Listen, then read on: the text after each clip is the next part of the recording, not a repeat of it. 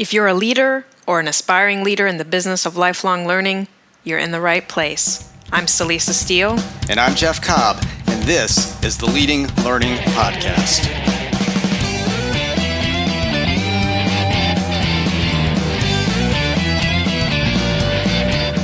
Welcome to episode 208 of the Leading Learning Podcast, where we talk with Bradley Staats, author of Never Stop Learning, Stay Relevant, Reinvent Yourself, and Thrive.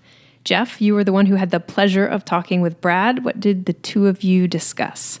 Well, as you mentioned, Brad is the author of Never Stop Learning, but in his day-to-day work, he's a professor of operations at the Kenan-Flagler Business School at the University of North Carolina, so right over near us, and I got to sit down with him in person, and in fact, he is the Associate Dean of MBA programs at Kenan-Flagler. So he comes at the topic of learning as a teacher and also someone who's been able to do significant field research with a wide range of organizations over many years.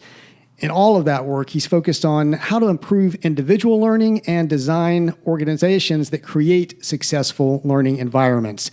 So we talk initially about learning as a focus of business academia and whether he sees that as a growing trend.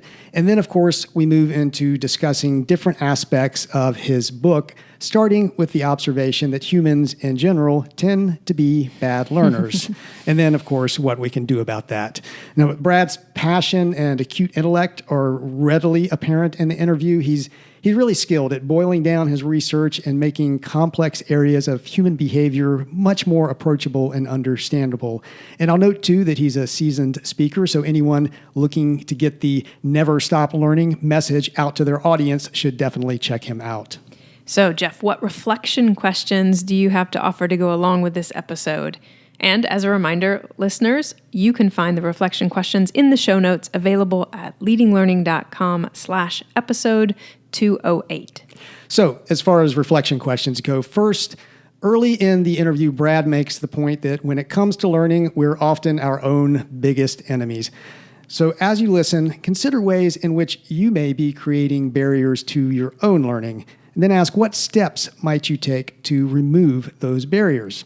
And then next, later in the interview, Brad offers his advice on how to design and facilitate learning experiences in a way that will help participants be better learners. So ask yourself, to what extent are we following his advice? And what else could we be doing to empower our learners? Definitely great questions to ensure listeners are good learners during and after this episode. So let's roll the interview with Brad Staats.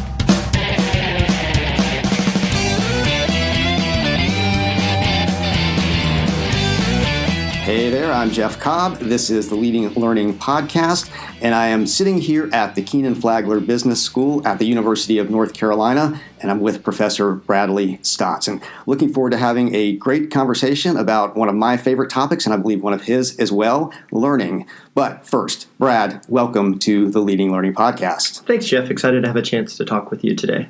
Well, we've given your very substantial and impressive bio as part of the introduction to this episode, but I'd love for listeners to know, what's not in that bio that it would be good to know about you. Sure. So I'm an operations professor who studies behavioral science. And so bringing those two together makes me a bit unusual in the field. But I'm also somebody who's constantly trying to improve on a daily basis, particularly as a parent of three boys who also coaches their baseball team. So lots of opportunities for me to fail with them and try to learn something and improve the next time. All right. Well, we'll come back maybe to that topic of failure and learning. I know that's central to your work. But first of all, just the fact that you're engaged with learning at all intrigues me. I've spent a lot of time in business schools in the past, so a couple of decades ago, and I feel like at that point there might have been an emphasis on, say, organizational learning, people doing that kind of work, but the focus on individual learning, on team learning, I don't really recall that being there. That seems like sort of a new wave that's coming along. Is that right? Is that becoming more mainstream, or are you sort of an outlier? No, I think it's a fair point. I mean, I think what's interesting is there has been organizational learning work through the years, and I think what we've seen, over the past decade and a little plus more is an appreciation that organizational learning comes from individuals. I mean, how I fell in love with the learning topic was actually as an MBA student. First time I saw kind of operational improvement, and I saw the Toyota production system, and so with that, suddenly here was a way that helped people do their work better, right? And so this kind of people and process intersection is one that it's a small segment that's in it deeply, but I think there are a number of people scattered throughout the world that see just how important that is to help people be successful, to lead to eventually, hopefully, organization success as well. Right. So all of that individual learning ultimately builds up to it can at least, right? Sometimes we lose it, but I think when done well, individual learning turns into team, turns into organizational learning, right? If you're looking for technology that will help your learning business empower people and process, check out our sponsor of this quarter. Community Brands provides a suite of cloud-based software for organizations to engage and grow relationships with the individuals they serve, including association management software, learning management software, job board software, and event management software. Community Brands' award-winning Crowd Wisdom learning platform is among the world's best LMSs for corporate extended enterprise and is a leading LMS for association-driven professional education programs. Award-winning Freestone, Community Brands' live event learning platform, is a leading platform for live learning event capture, webinars, webcasts, and on-demand streaming. Find out more at leadingllearning.com/communitybrands. And now back to the interview as Brad addresses why most of us aren't all that good at learning. But there's a problem there, as you point out in your book, in that most of us just are not all that good at learning. Can you explain what you mean by that, why that is such a problem? Yeah, no, it's a point that has fascinated me. Much of my research is kind of me-search of things I do wrong that I want to try to fix. And I think that, I'm probably representative of many folks in this way, that, we can put the best processes in place, that this is what has worked elsewhere, this will lead people to learn. And then we see that it doesn't work for an individual. And so we have this challenge that, when it comes to learning, we are often our own biggest enemy. And why is that? I think there's nuance in each of the individual practices, but fundamentally, we focus on getting things done. We focus often on the short term, where learning is frequently an investment. It is sometimes, means we have to slow down to go fast in the long run. And then we have to often make ourselves uncomfortable, right? It's easy to do the same thing that we know is going to work rather than trying the new thing that might advance us in a different direction. And so, I think it's fair to say we almost have a bias in many ways against learning, which then we both individually and organizationally have to try to fight against. And so I would summarize your book or characterize your book as basically a exploration of how we stop being bad at learning. And obviously, I'm not going to try to make you cover the whole book in a podcast. That would take quite a while. Certainly recommend the book to anybody who's listening. It's definitely a required reading if you are a learning leader or an aspiring learning leader. But I'd love to hear, do you have some favorites out of the ground that you cover in the book, some practices, some techniques, or just some areas where people need to be a little more conscious to be better learners? Yeah, absolutely. So, don't get me wrong. We could stay here for the next 8 hours or so, and I'd be happy to walk through the entire book. It gets me excited to each of the topics. So, I think where I would maybe start is around process and outcome. That we often focus on kind of did something work, right? And so sometimes this will be called an outcome bias. That if it worked well, then we think we followed a good process. If it worked poorly, we followed a bad process. And I think what effective learners recognize is it's about the decision, it's about the process rather than what just happened. This has really struck me recently. I do a lot of teaching on analytics, so kind of learning and analytics are my two big areas. And what's fascinating about analytics is even if you do everything right, you're typically not guaranteeing your success. You're increasing your likelihood of success. And I think that's a nice way to think about kind of learning in general, that when we try to improve, I can't be positive that the new approach is going to work, right? That unfortunately, even I can do it all right, and somebody else does it better, somebody else gets luckier, all sorts of things. And so one of the tools for learning that I'm increasingly a fan of is a decision journal or a process journal. And so the idea being that when you're working on major things, kind of laying out, why do you think this is going to work? What's your rationale before it? Think about if you're putting a bid in for a big sales deal, why do you think this is the right price? What is the logic? What are the assumptions?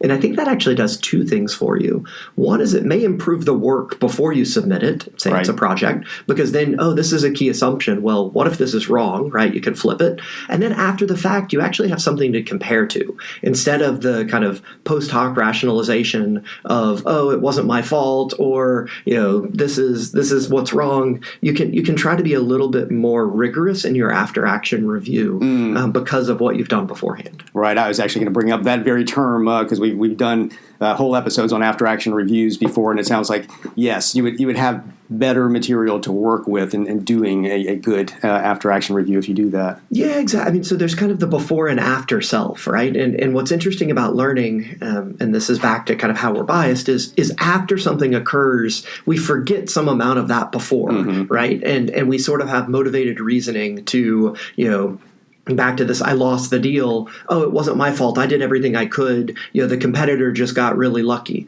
Well, sometimes that is in fact true, but often, there's some stuff I could have done differently too, right? And so trying to rigorously look at that, separating before and after can help the cause. Right.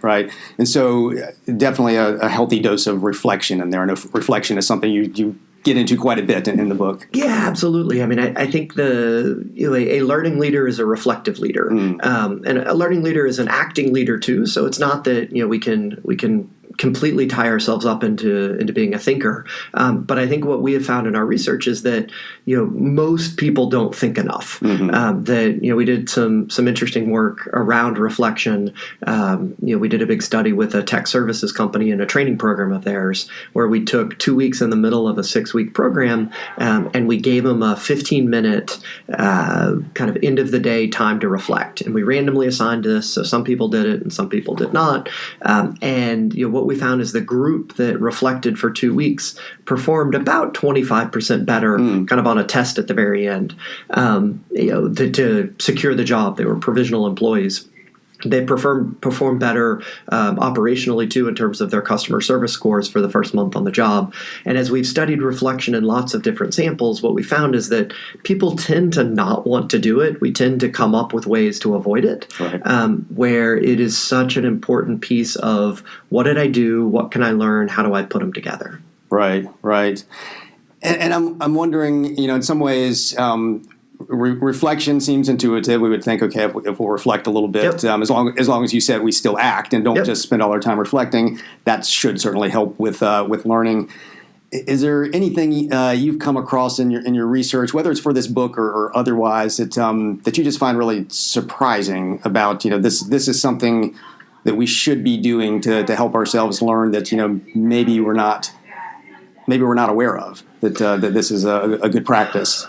Yeah. I mean, so I think it's a fair point on reflection. And it's an interesting point that many of these things we know to do it, we just do not do it, which in some ways is surprising to me in its own way, that, if this is so powerful, why won't we make that 10 minutes? Why do we fill up our calendars kind of wall to wall? I think the one that has surprised me the most is the power of authenticity, the power of being ourselves. So, we did a big research study a few years ago now with another tech services company, and we did it around onboarding, so people coming into to work and coming in to join the firm. And so what was interesting about that one is the company had approached me. I'd done a number of projects with them, and they said, is there any way that you can reduce attrition immediately? And so as I thought about this, I realized, well, I can't do just a standard learning by doing. It's got to hit them day one. And so a couple colleagues, Dan Cable, Francesca Gino, and I kind of sat down and said, what's the craziest thing we can do that the company will say no to, but that we think might work. Right. I remember this from the book. And so this what we did was we randomly assigned people into 3 conditions. We had a control group, so employees joining on day one that just got the same onboarding process. And then we had a group that got a treatment that was just an hour on the first day, but was focused on the individual. And basically, it was a discussion, a number of activities of who are you when you're at your best, kind of introduce yourself to others this way, do an individual activity, hear from a star employee about how you can be yourself at this employer. And then we gave them a couple of fleeces with their names on them, as well as a little badge with their name on it. So very individual. Mm-hmm. And since we were worried maybe people just wanted free stuff, we did an organizational condition. You got an hour all about how great of an employer it was, and it was very selective. And you got the fleece as well, but this time it had the company name. And so I still remember, sitting here in this building. Dan and Fran were both, around, and we were gathered around my desk as we had the data, and we hit the button for the first time to see, like, okay, did this work? And you've been around enough of this stuff to know that research, even when it works, it's usually just kind of, well, we see something, we need to analyze more. Like let's keep, and this was one where we hit the button and it passed the eyeball test. We saw kind of a 30% difference in people staying at the firm 6 months later who had gone through this individual condition. And then we did all of the rigorous analysis, and it all held up. But it just blew me away that effect was so big, and in some ways that it worked. I mean, that we thought, well, maybe. But I think it gets to this, we have such a need to be ourselves. And learning is such an empowering way to do that. But that sometimes gets kind of beat out of us, figuratively, or we don't give ourselves that freedom to what is it that I want to pursue. And so I think that was one of those studies that just, kind of opened my eyes to, there is such an opportunity here to hopefully make some lives better as a result of what we're doing. Yeah, I remember really being struck by that chapter in the book and that discussion, and at the time too, I was thinking, it's different, but it reminded me a little bit of Carol Dweck's work, because she's the whole growth mindset, fixed mindset, but she's also as part of that, it's really kind of the belief in yourself. That you can do this, that that you're kind of worthy and are able to do it. And I think that's somewhere baked into that whole authenticity and really finding who you are and being comfortable with that, and then leveraging that as you pursue learning. Well, and I love that you're combining those two. I mean, because I think the analogy, there's 2 pieces I would tie with that. I mean, the analogy of the little engine that could, right? I think I can is a big part of this process. But I think the other piece is this recognition that kind of finding what we want to do, finding our passion is an exploration, right? It's not, or it's a development process, I guess is even what I would say. That it's not just, hey, it's there waiting for me to capture it, and I kind of found the needle in the haystack and I'm done. But that what the mindset work tells us is that since improvement is constant, if we find things we like, we start to get better at them, and then we can figure out, do we want to keep making that investment, right? And it's kind of back to the iterative loop that I think is so important. And now another area that you cover in the book, and I think it may be particularly relevant to listeners of Leading Learning, because a lot of the listeners are people who organize meetings. They organize big continuing education, professional development events. A lot of times they'll complain that these seem like checkbox events to them too. That people are just showing up, in certain fields, in particular, like accounting, legal, just get to their hours, get the hours. But they try very hard to make the value of the networking strong. In fact, that's often a big promotional point. You're going to be able to network. There's been a lot of movement towards trying to do more group work. In fact, if you're going to try to speak at one of these events, it's often part of the requirement. How are you going to get people to work together? But you point out that sometimes it's difficult for us to really learn from others and with others, as well as we could.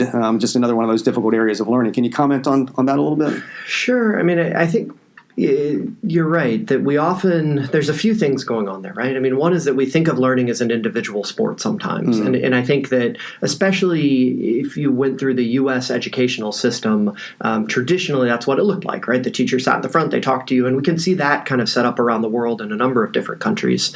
And what we recognize is that while there is clearly this component for individual learning, things like reflection, how do you make sense of it, that our eventual success is so dependent on that interaction with others. We've done a bunch of work looking at teams and team learning, and what we see again and again is team performance is driven as much and sometimes more by that coordination piece. That if you and I work together repeatedly, our chance of success goes up dramatically, and we see that in work we have done in software teams, consulting teams, healthcare teams, the military, sports teams, etc. And so I think that kind of goal of how do we bring more of this in, and help people realize that it's not just the participants realize it's not just kind of make work. It's not they're trying to entertain me here for a little bit. Is incredibly valuable. So it's like well intentioned. I'm thrilled to hear that people are going down that path. But there is that natural pushback of no, learning is about me, and it's learning is about you and about us. Yeah, and what can possibly be done to motivate people to interact with others in productive ways to make that kind of group learning experience more productive? Yeah, I mean, I think there's a couple things. I mean, I do think one is awareness, and so seeing and hearing about just how vital that interaction is to success.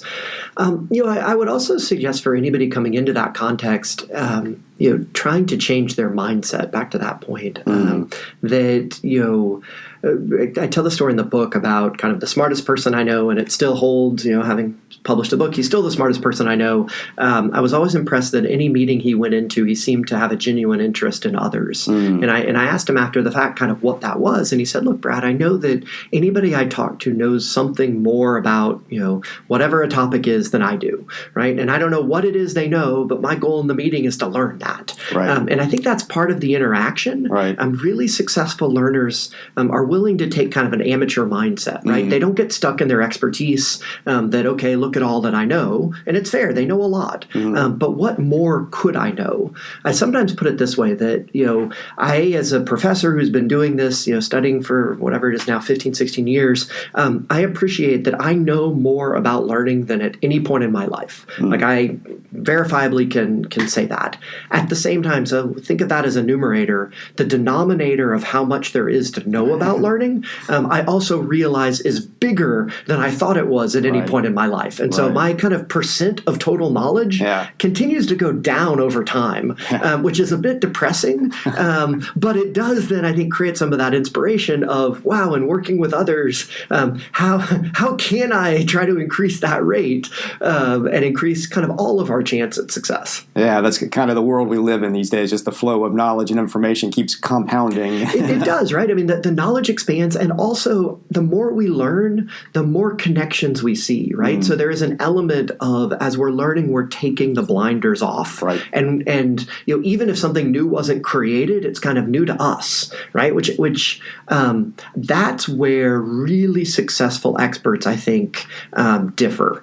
Because as we learn more, there's this big push to being specialized, to getting narrow, and that's important. We need depth, but we also have to be willing to ask that question: what do I not know? What is going to be important here going forward? How do I not get blindsided? And that means one of the tricks is trying to approach things like an amateur, trying to think about, well, how might I have thought about this 15 years ago? Or if I were brand new to this, how would I look at it? And that can often spark some really interesting questions. Right. And you're bringing to mind a couple of different threads for me. One is, and I'll mention this mostly so the learners, our listeners are learners, so our learning listeners can tune in. We did an episode recently with Wanda Wallace, who used to be over at Duke and has her own firm now, but she has a new book out, and she talks about the concept of the expert leader versus the spanning leader, and you're not one or the other. You have your expertise, but you need to be able to do what you just said, kind of pull up and be able to span different roles, different mindsets, different perspectives to be able to lead effectively. So I would definitely tell listeners to go back and tune into that episode if you haven't already. But I'm also hearing there this combination of what I would characterize as humility and curiosity, really, and having that active curiosity, and that's something we talked quite a bit about with Francesca Gino, who I know you've done a lot of research with. Did the two of you still have any overlap in your research? You're still doing things together? No, we still do quite a bit together. So Fran and I, we met when she was doing a postdoc and I was doing my doctorate up at Harvard, and then she and I overlapped on the faculty here for a little bit, and then now she's back up in Boston, but we still work together a fair bit. We've got a big project we're kicking off now with a multinational consulting firm, looking basically at their leadership model, trying to understand what is effective leadership and what is ineffective leadership. And two of the key elements that we're talking about are exactly what you just mentioned, that curiosity piece. Right. And I think that people's willingness to ask why, to ask what, to try to understand the breadth piece is a really big deal. And then that humility. I mean, there has been some very cool work out recently on humility. I'm reasonably confident that that's a thread that is really going to take off in the broader psychology, business management literature, because I think while self-confidence is clearly important, we have to be comfortable leaning in and trying new things. Right. Especially as we get higher in organizations, the confidence sort of comes on its own, right? You're now in a role that everybody is going to treat you differently. Do you have the humility to, admit you might be wrong, to ask what you don't know, when you fail, to model the right kind of practices? And I think what we see is effective leaders, period, have that, and certainly effective learning leaders are going to have that. And we've maybe touched on this a little bit when we were talking about helping people work together in groups, but to come up to that higher level of learning leadership, particularly as we apply it here at Leading Learning. Again, we have listeners who are usually pulling together large groups of people, running seminars, running conferences. And I don't know the extent you've thought about this, so maybe putting you on the spot a little bit, but practically speaking, if they're thinking about, designing an event, big learning event or series of seminars or whatever, and coming back to this whole question of people not necessarily being naturally good learners or really understanding how to learn well. Put on a consulting hat for a minute. What are the 1, 2, 3 things you would say to those designers of learning events, those sellers of learning experiences that are gonna help their customers be better learners? Read your book, obviously. Yeah. Well, clearly, that goes without saying. Thank you. I appreciate the plug.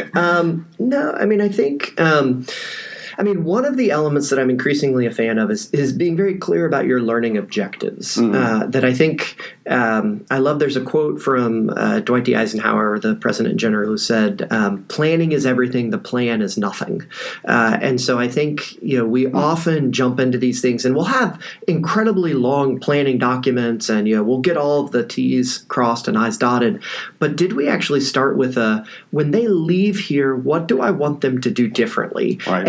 And actually push ourselves to answer that question rigorously, because it's not just be a better accountant, be a better lawyer. Right. Because of course you want that, but can you get it down to I want we're going to talk about empathy, or we're going to talk about humility, or there's something that I want them to be on the other side of that they actually have, and I think that that is where I often see folks in those kind of settings run into trouble. They put together an awesome event, but it's kind of like eating at the buffet, right, where every dish is good, but an hour later you don't really remember anything, and you probably feel a little bit upset to your stomach. Right, that's a great analogy. I like that. And so having kind of that theme piece, and maybe you don't even it may not be the theme on the title, but underneath we're going to do empathy, and then kind of the second piece I would say is measure it. And so, you can, ask questions before and after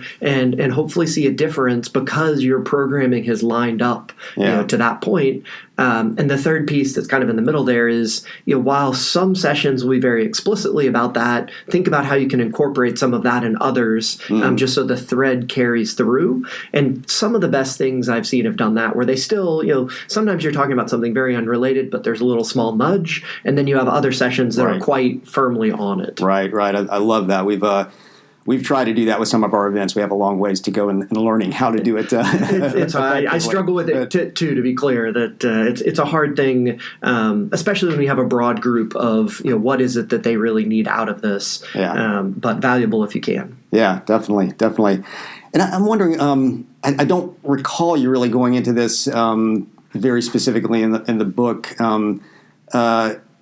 Basically, technology and learning. I mean, obviously, technology is a huge driver for why we need to never stop learning. Sure, now. Exactly. Everything that it's created for us, both good and bad. But in terms of technology helping us with all of this to be that better learner, to succeed, what's your perspective on that?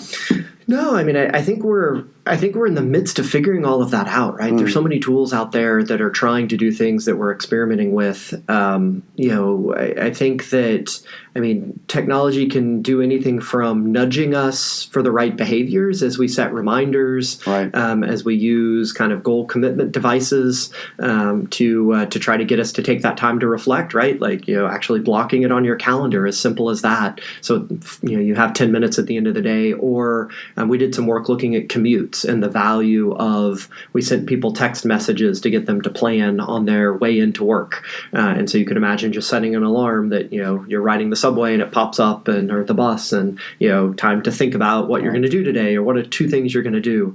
I think that then we can get into the more immersive technologies, and those get really exciting. Here at Kenan-Flagler, we're doing a lot with whether it's kind of video-based, we're starting to do some things around virtual reality and creating experiences for people to, go to, a health clinic in an African country and try to troubleshoot what's going on there and ask questions. And I think,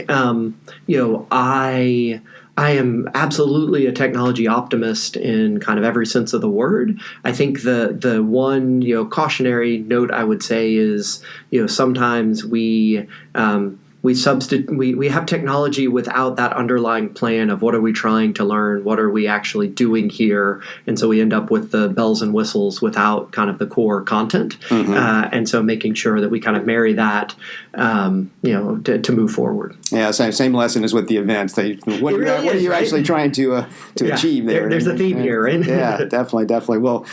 Well, great. As you said at the beginning, we could probably go on all day and cover your whole book. But again, I will encourage folks to read the book. But I'd love to focus in on your own learning here at the end, which we traditionally do as part of the Leading Learning podcast. And the question we like to ask for everybody is, what's just a very powerful learning experience you've had, in your adult life after you finished your formal education? Yeah. So, there's so many places to go with this, right? And, the go-to example would be one of the many times I've failed. And so those were, as I was thinking about the questions, kind of the failing and getting up and how hard that was. And I think all of those work. But the one that I felt like stuck out to me at least was, I remember when I did my MBA, actually, I did a summer internship at what I thought would be a dream company, great technology company, incredible role. And I went and I spent the summer and it went well and I got an offer at the end, but I knew I wanted nothing to do with this. And it was, kind of not the job that I could ever imagine. And at the time, I considered that very much a failure of why couldn't I have gotten this right? Think of all the ways I could have done better. And as my wife helped me unpack it at the time, I came to appreciate this value of closing doors and this value of now I would call it hypothesis testing. I had an idea of what I thought would work and tried it, and it didn't. And that kind of rejection of a hypothesis, it's not what we want. Right? We want everything to work, but that's not how science works. That's not how learning works. That's not how improvement works. And so that willingness to try something when it doesn't work, walk away from it, right? Because that's really hard to admit, this hypothesis was wrong. But I think it's effective learners come up with a hypothesis, and then importantly, they look to reject it. They don't look to confirm it. Right. And so that's the lesson I'd kind of leave folks with is think about kind of whatever work you're doing right now, what is the hypothesis that sits behind kind of the path you're going down, and how could you reject it? And if you do, great, you've rejected it, move on to a new one. If you don't, then keep going as you look to get better. Love that. Love that. Sort of applying the scientific method to your own life and learning. All right, great. Well, fantastic. This is, as I knew it would be, a great conversation. If folks want to find out more about you, find out more about your work, perhaps connect with you, where can they do that? Sure. So either Twitter's a great way to interact at BR-Staats, Staats, or online, www.bradley, BRADLEY, Staats, STAATS.com. Would love to interact with folks. Well, great. Well, Dr. Bradley Staats, thanks so much for being on the Leading Learning Podcast. Thanks, Jeff. This was fun. That concludes the interview with Brad Staats. To get show notes, go to leadinglearning.com/episode 208. And the show notes will include the reflection questions. 1. When it comes to learning, we're often our own biggest enemy. Consider ways in which you may be creating barriers to your own learning. What steps might you take to remove those barriers? And 2. To what extent are you following Brad's advice on how to design and facilitate learning experiences in a way that will help participants be better learners? What else are you doing to empower your learners? And when you check out the show notes, you'll see the various options for subscribing to the podcast. If you're getting value out of what you hear and you haven't already subscribed, we'd be truly grateful if you would subscribe. It helps us get some data on the impact of what we're doing.